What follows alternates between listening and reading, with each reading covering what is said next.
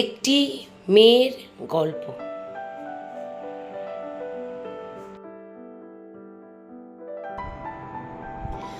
আমাকে একটি সময় সম্পর্কে বলতে দিন। পৃথিবী সম্পর্কে আপনাকে ব্যাখ্যা করুন। একটি মেয়ে ছিল গরিব। এই এক অদ্ভুত গল্প ছিল। বাবা মা অসুস্থতায় ভুগছিলেন। মেয়ের বিয়ে নিয়ে চিন্তিত অভিভাবকরা দুশ্চিন্তা বাবা মায়ের সমস্যা বাড়ায়। মেয়ে সারাদিন কাজ করে মা বাবা ছোট ভাইকে খাওয়ায়। মা বাবাকে দেখলে মন খারাপ হয়। তাদের সমস্যার কারণ জিজ্ঞাসা করুন। এরপর বাবা মা বিয়ে নিয়ে উদ্বেগ প্রকাশ করেন। ধুর, আমি কিছু করতে পারি না, আমি এমন বাবা। মেয়েটি বলল, চিন্তা করো না, সব ভুলে যাও, আমি বিয়ে করতে চাই না।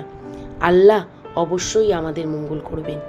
সারা জীবন তোমার সাথে থাকবো, আপনাদের সেবা করার জন্য আমি সর্বদা প্রস্তুত থাকব। বাবা মা তাদের মেয়ের কথা শুনছেন। তোমার সব কষ্ট ভুলে যাও। তবুও এসব ভাবলে মন খারাপ হয় ভিতরে ভিতরে। আমি বিয়ে নিয়ে চিন্তিত। একদিন গরিব মেয়ের বাড়িতে এক আত্মীয় আসেন। ছেলেটির বাবা মা যৌতুক চেয়েছিলেন।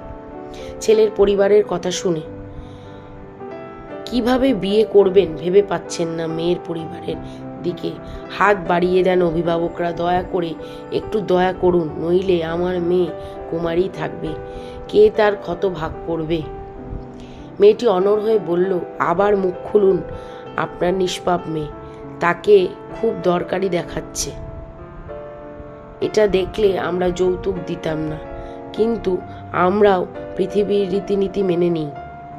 যৌতুক না দিলে পৃথিবী কি বলবে? তারা যৌতুক কমায়, পার্থিব রীতিনীতি থেকে একটু বিচ্যুত হয়। 5 লাখের বদলে 2 লাখ দেয়। আমাদের বিড়ম্বনাও বুঝুন। কোনোভাবে মা টাকার জোগাড় করলেন। মা তার মঙ্গলসূত্র বন্ধক রেখেছিলেন। মেয়েটি এই কথা শুনে খুব রেগে গেল, কিন্তু সবই ভগবানের মায়া। কোথাও রোদ আর কোথাও ছায়া। অবশেষে বিয়ের দিন এসে গেল। আজ থেকেই মেয়ে সর্বনাশের দিন শুরু হয়েছে। গুণী মেয়ে বিয়ে করে শ্বশুরবাড়ি চলে গেল। চোখে জল আর হৃদয়ে বাবা মায়ের স্বপ্ন। আমার মেয়ে চলে যাওয়ার পর ভাবুন তো কি হয়েছিল সেই পরিবারে। যে বাড়িতে দেবী লক্ষ্মী অবতীর্ণ হতেন, বিয়ের পর মেয়েটি শ্বশুরবাড়িতে এসে তাকে দেখেই রেগে যায়, হয়তো শাশুড়ির অনেক কিছুর জন্য। এইসব ভেবে তার হতাশা। তার শ্বশুর মনের দিক থেকে ভালো এবং সৎ ছিলেন। তাকে কন্যার মতো ভালোবাসুন এবং স্ত্রীর কাছে প্রণাম করুন। পরিবার তাকে অনেক কাজ করায়, দাসীর মতো করে একটার পর একটা কাজ। আমার স্বামী আমাকে খুব ভালোবাসত, কিন্তু মায়ের সামনে সে কথাটা কিভাবে বলতে পারে? একদিন এটা পরিণত এই ভিতরের রহস্য উন্মোচিত। মা হতে চলেছে এই মেয়ে, যিনি এই পরিস্থিতিতেও তার পরিবারের জন্য নিজের জীবন বিসর্জন দিয়েছিলেন। শাশুড়ি যখন এই কথা জানতে পারলেন, তিনি আনন্দিত হলেন। তিনি তার পুত্রবধূর প্রতি মমতা অনুভব করতে শুরু করলেন। তিনি তার প্রতি তার ঘৃণা কমিয়ে দিলেন। আমার পুত্রবধূর একটি ছেলে হলে সে হবে আমার আদরের নাতি। পুরো পরিবার একটি সন্তানের জন্য আকুল ছিল। সবাই আশা করেছিল ছেলে হবে। সেই গরিব মেয়ে মা হয়ে গেল। ভাগ্য সবার স্বপ্ন ভেঙে দিয়েছে। সুন্দরী কন্যার জন্ম দিলেন এই মা। এই পৃথিবীতে একটি কন্যা সন্তানের আগমন। সবাই তাকে ঘৃণা করতে লাগলো। স্বামী ও শ্বশুরবাড়ির আচরণ কিছুক্ষণের মধ্যেই বদলে গেল। মায়ের সঙ্গেও খারাপ ব্যবহার করতে শুরু করে। এতে মেয়েটির কি দোষ ছিল? এত কিছুর পরেও এই পৃথিবীতে ছেলে ও মেয়েদের মধ্যে পার্থক্য করে এই শয়তান তার মায়ের ওপর অত্যাচার করছিল। তাদের কোথাও কোনো মানুষ দেখা যায়নি। সে তার মায়ের ওপর এত অত্যাচার করেছে। মা মেয়ে দুজনই দিনরাত যন্ত্রণা পেত। অত্যাচারে বেচারার মা মারা গেছে। নিজের মেয়েকেও ভুলে সারা দুনিয়ার মারা যাওয়ার সময়ও মা এই অনুভব করেছিলেন। সে তার মেয়েকে একা রেখে যাচ্ছে। তাকে ছেড়ে পরিবারের সদস্যরাও খুশি। এই মেয়েকে কিভাবে মানুষ করবে তা নিয়ে চিন্তায় ছিলাম।